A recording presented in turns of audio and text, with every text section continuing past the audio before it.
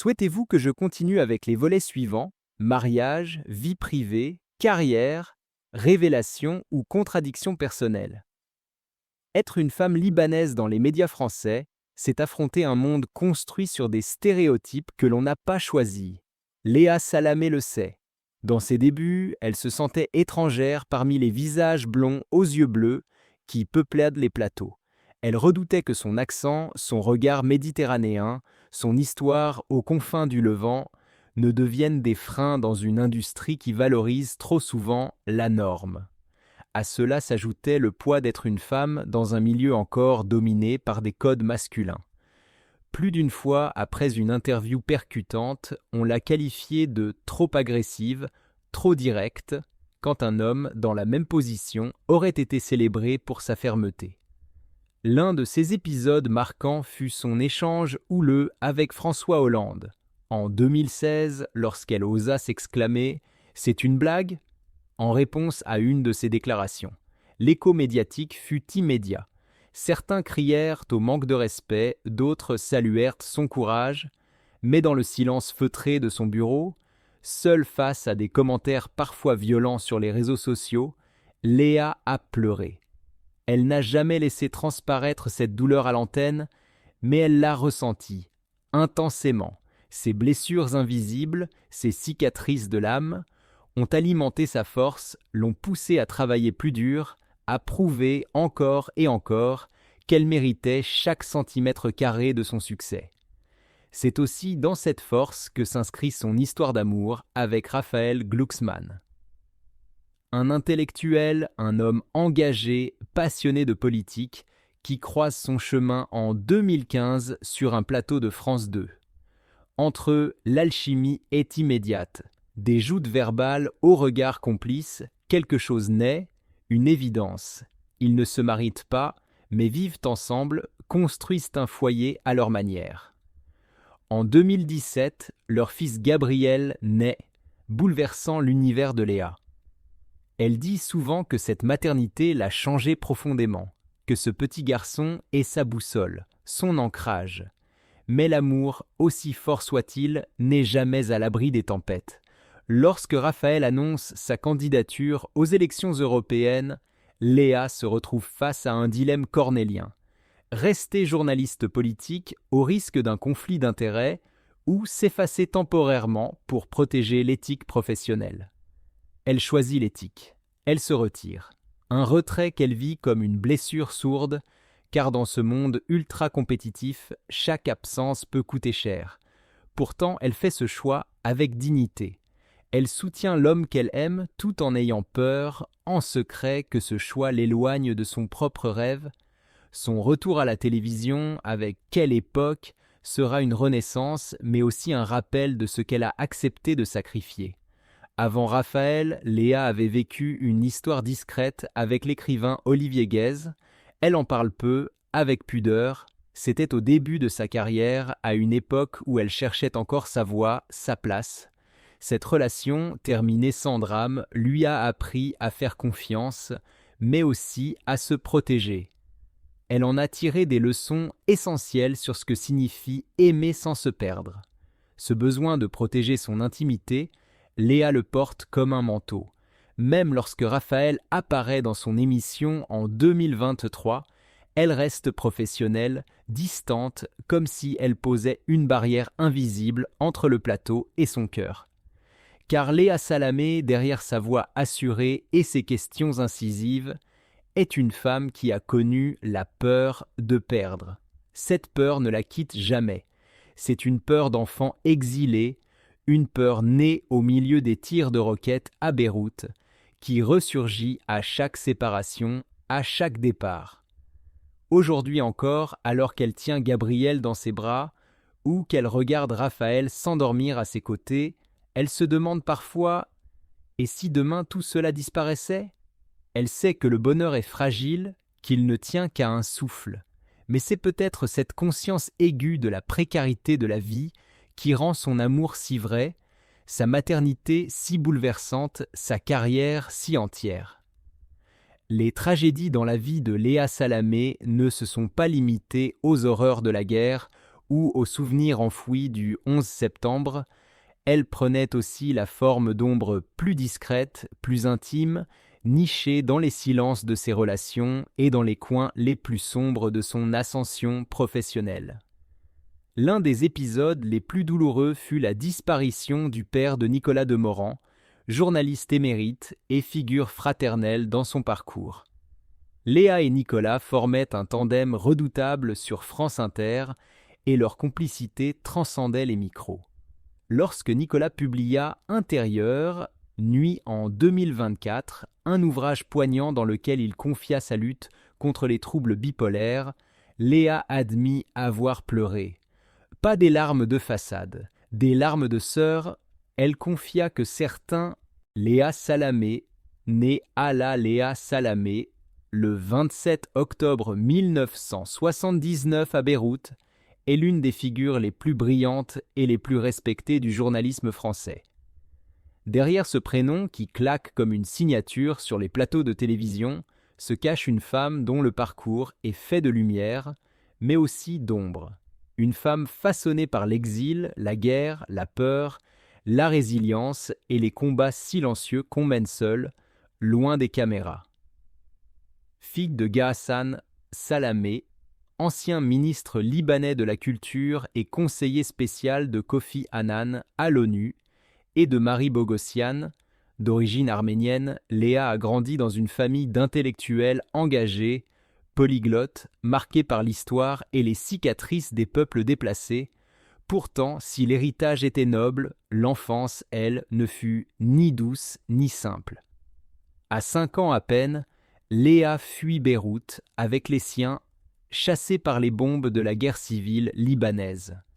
Dans ses yeux d'enfant, la lumière crue des explosions a remplacé les contes et la peur est devenue une compagne fidèle. Elle arrive à Paris comme une étrangère de plus, une petite fille aux racines multiples, libanaise, arménienne, chrétienne, dans un pays qui regarde souvent de travers ceux qui portent d'autres histoires sur la peau. Très tôt, elle comprend que pour être acceptée, il lui faudra redoubler d'efforts, gommer ses accents, ses blessures et surtout, prouver qu'elle a sa place. À l'âge de 10 ans, elle obtient la nationalité française, mais ce papier ne suffit pas à guérir le sentiment d'exil. Longtemps, elle se demandera « Où est mon chez-moi » L'un des traumatismes les plus profonds de sa vie surviendra bien plus tard, en 2001. Étudiante à New York University, elle habite tout près du World Trade Center lorsqu'a lieu l'impensable. Le 11 septembre, Léa est là. Elle court pour sa vie, traverse les rues envahies par la poussière, entend les cris, les sirènes, le fracas des tours qui s'effondrent. Blessée légèrement, elle porte pourtant des cicatrices invisibles que nul ne verra à l'écran. Dans les années qui suivront, elle avouera faire encore des cauchemars, ressentir une panique sourde au simple son d'une sirène de pompiers. Ce jour-là, elle comprend une chose, la vie peut basculer en une seconde. Ce choc sera déterminant dans son choix de carrière. Elle deviendra journaliste politique, non pas pour chercher le pouvoir, mais pour tenter de comprendre le monde, ses failles, ses violences, ses démons. Mais derrière l'engagement et la rigueur professionnelle, il y a aussi cette tristesse tenace, cette mélancolie qu'elle cache sous les sourires maîtrisés et la voix ferme. Car si Léa Salamé brille, c'est souvent au prix d'un épuisement profond. En tant que femme dans un univers médiatique longtemps dominé par les hommes, elle a dû se battre pour chaque mètre carré de légitimité. Elle a subi les remarques sexistes, les critiques sur son apparence, le soupçon constant qu'elle n'était là que pour diversifier les visages à l'écran. Elle a enduré sans broncher, mais chaque injustice a creusé une ride intérieure, invisible mais bien réelle. Et puis, il y a eu l'amour. Sa relation avec Raphaël Glucksmann, intellectuel engagé, homme politique, lui aussi héritier d'un nom et d'une histoire forte, fut à la fois une évidence et un défi. Ensemble, ils forment un couple à l'image du monde qu'ils interrogent, complexe, exigeant, vivant. De leur union est né un fils, Gabriel, une lumière dans la vie de Léa, mais aussi une source de culpabilité. Car entre les plateaux de France Inter à l'aube et les interviews politiques du soir, il y a peu de place pour les instants suspendus, pour les matins lents et les devoirs du soir. Elle l'a reconnu un jour, la voix voilée. J'ai peur de passer à côté de son enfance. Cette angoisse sourde, elle l'emporte partout. Aujourd'hui, à 45 ans, Léa Salamé regarde derrière elle avec lucidité. Elle sait ce qu'elle a accompli, elle connaît le prix qu'elle a payé. Elle a traversé des tempêtes intérieures et extérieures et en est sortie debout, mais jamais indemne. Elle ne cherche pas à masquer ses failles, au contraire, elle les accepte, car ce sont elles qui font d'elle une journaliste à la parole vibrante, une femme à l'écoute, une mère consciente du temps qui file. La plus grande tristesse de Léa Salamé ne se résume pas à une date ou à un événement. Elle est diffuse, intime, silencieuse. C'est celle d'une femme qui a dû fuir enfant, survivre adolescente, s'imposer adulte. Une femme qui avance avec élégance sur une ligne de crête, entre la douleur et la lumière, entre la mémoire des siens et les combats du présent. Une femme qui, malgré tout, n'a jamais cessé d'espérer. Passage lui avait brisé le cœur, notamment ceux où Nicolas évoquait la peur, l'épuisement et la solitude que même les plus brillants esprits peuvent dissimuler. Ce livre fut pour elle un miroir. Celui de ses propres blessures, longtemps dissimulées derrière des sourires et une voix assurée. Il y avait aussi cette autre douleur, plus silencieuse, presque taboue, celle d'être seule dans un univers médiatique encore souvent formaté. Femme, arabe, non alignée, Léa a souvent eu l'impression de devoir faire 2 fois plus d'efforts que ses collègues masculins. Dans les couloirs des rédactions, il lui arrivait de croiser des regards condescendants, d'entendre des remarques murmurées trop fort pour être involontaires. Certains politiques refusaient de lui répondre en plateau, d'autres la fuyaient, la jugeant trop directe, trop piquante, trop tout. Elle a raconté, presque à demi-mot, qu'il lui arrivait de rentrer chez elle et de fondre en larmes. Ces jours où elle se demandait si cela valait vraiment la peine. Si sa voix, si son combat avaient un sens dans un monde qui, parfois, la rejetait silencieusement.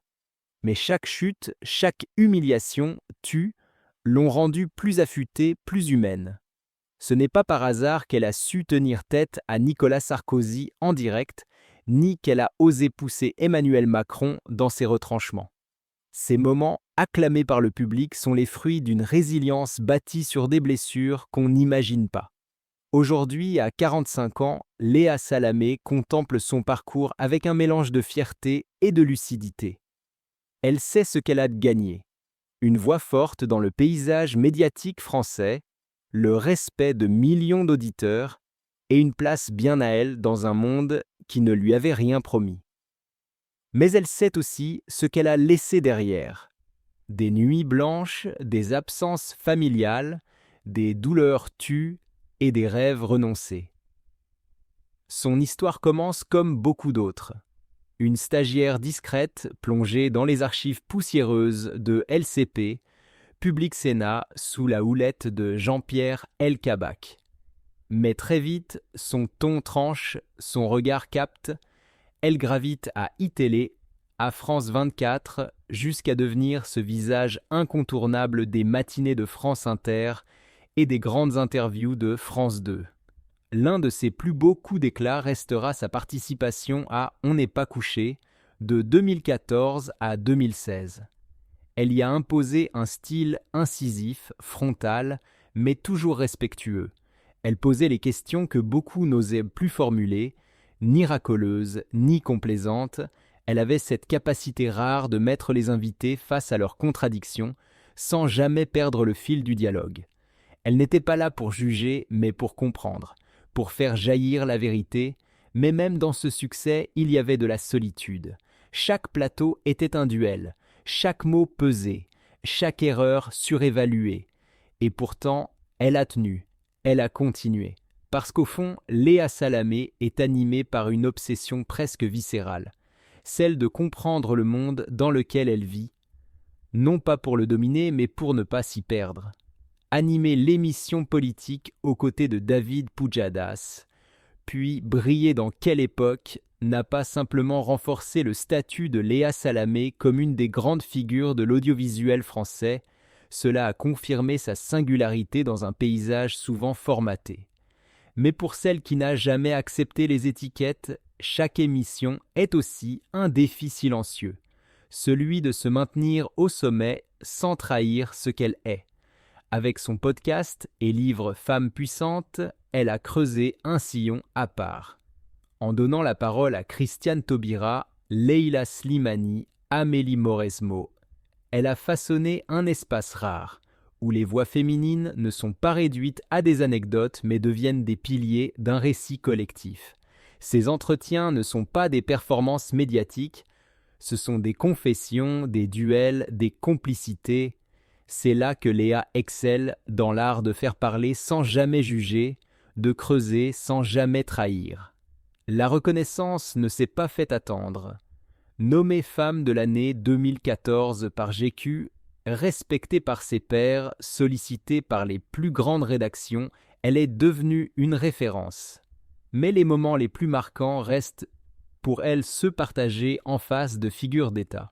Une interview tendue avec Nicolas Sarkozy, un face-à-face haletant avec Emmanuel Macron, une passe d'armes avec François Hollande.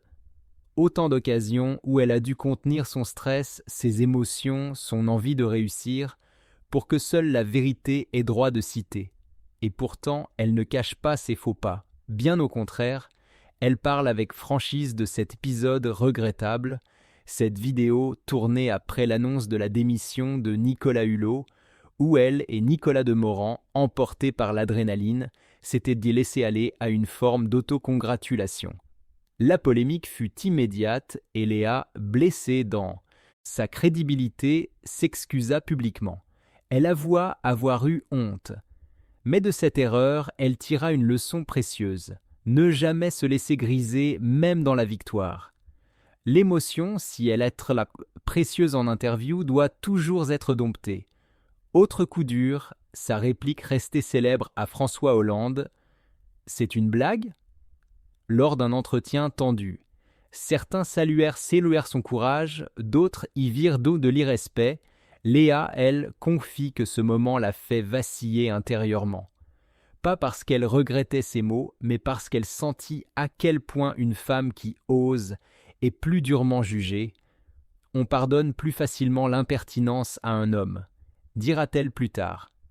Quand elle dut se retirer de ses programmes politiques en 2019 pour éviter tout conflit d'intérêts lié à la candidature de Raphaël Glucksmann au Parlement européen, elle prit une décision douloureuse. Cette pause forcée fut une période de doute. Elle craignait de perdre sa place, de disparaître des radars. Ce retrait, nécessaire pour préserver l'éthique journalistique, fut vécu comme une forme d'effacement. Et même si elle revint plus forte avec « Quelle époque !», l'amertume d'avoir mis entre parenthèses ses ambitions resta longtemps tapie dans un coin de son esprit. À 45 ans, Léa Salamé sait que les chutes font partie de la course. Elle le dit elle-même. Chaque échec l'a rendue plus lucide, chaque critique plus résistante. Ce qui compte pour elle aujourd'hui, ce n'est plus tant de plaire, mais d'inspirer. Surtout celles qui, comme elle, ont longtemps cru que leur voix ne valait pas d'être entendue. À toutes les jeunes femmes issues de l'immigration, à celles qu'on fait taire ou qu'on juge trop bruyantes, elle veut transmettre un message. Il n'y a pas de place à mériter, il y a une place à prendre. Mais derrière cette battante médiatique se cachent aussi des recoins d'ombre, des secrets qu'elle garde avec soin, même lorsqu'elle se livre à demi-mot en plateau. L'un de ses secrets les plus lourds est la trace profonde laissée par le traumatisme du 11 septembre.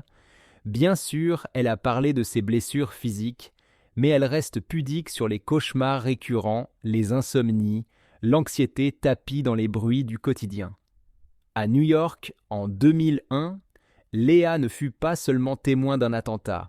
Elle fut témoin de la fragilité du monde, et cette prise de conscience, violente, brutale, ne l'a jamais quittée. Elle a façonné la journaliste qu'elle est devenue, mais aussi la femme, plus inquiète, plus tendue, parfois envahie par des peurs irrationnelles. Son autre secret, peut-être plus intime encore, c'est la peur viscérale de perdre ceux qu'elle aime. Une peur née au Liban, dans les valises d'exil de ses parents. Une peur amplifiée à chaque départ, à chaque séparation, à chaque guerre retransmise à la télévision. Une peur qui fait qu'elle serre un peu plus fort la main de son fils Gabriel chaque soir, qu'elle guette les messages de Glucksmann avec une attention presque obsessionnelle, qu'elle fuit les adieux trop rapides. Elle ne le dira jamais à l'antenne. Mais chaque sourire, chaque question posée avec fermeté, chaque posture assurée cache cette vérité silencieuse. Léa Salamé ne se bat pas seulement pour l'information. Elle se bat pour tenir debout, malgré les fantômes du passé. Une source officieuse prétend qu'elle aurait entamé une psychothérapie dans les années 2000 pour surmonter les séquelles du 11 septembre. Léa ne l'a jamais confirmé. Et c'est précisément dans ce silence que réside la clé de son mystère, maintenir l'image d'une femme forte, inébranlable, à qui rien ne semble échapper. Elle sait que la télévision aime les visages lisses, les voix assurées, les certitudes. Montrer ses failles, c'est risquer de fissurer la carapace, alors elle tait ses angoisses, elle filtre ses douleurs, elle enveloppe ses blessures dans des phrases bien construites et des silences bien posés. Léa lutte avec la complexité de sa relation avec son père, Ghassan Salamé, intellectuel exigeant, tout en cherchant à s'affirmer dans son identité francisée,